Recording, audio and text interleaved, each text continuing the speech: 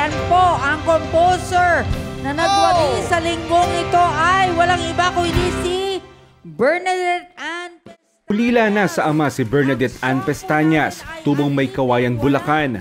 Ngayon ay na-diagnose naman ang kanyang ina na may sakit na cancer. Sa mga ganitong pagsubok sa kanyang buhay, humuhugot si Bernadette ng inspirasyon sa pagsulat ng mga awit na papuri sa Diyos. Aniya, sa kabila ng lahat ng hirap na ating nararanasan, dapat ay manatili pa rin tayong maging mapagkumbaba sa harapan ng Diyos.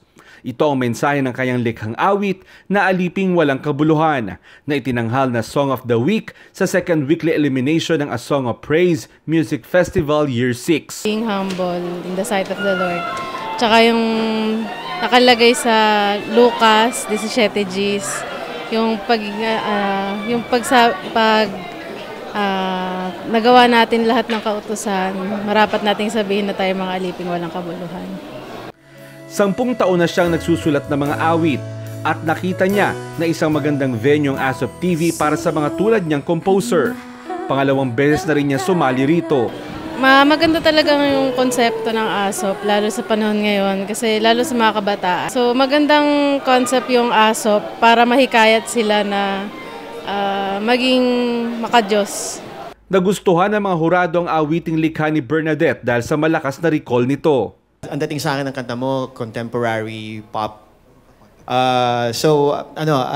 Siguro na-attract din ako dun sa the way yung pag-phrase ng mga salita. Parang very contemporary, no? And maganda din yung melody direction. The song has a very strong recall, Bernadette. Kaya ang sabi nga ni ito, very contemporary, so it's an easy melody. Melodically, overall, wala akong masyado very healthy ang melody ng kanta mo. Very clear ang mga melodic lines, regular melodic shapes, very easy to comprehend.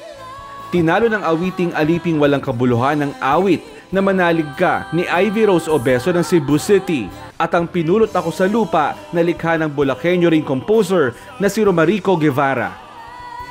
Mula sa Quezon City, ako si Mon Hocson, humahataw sa balita.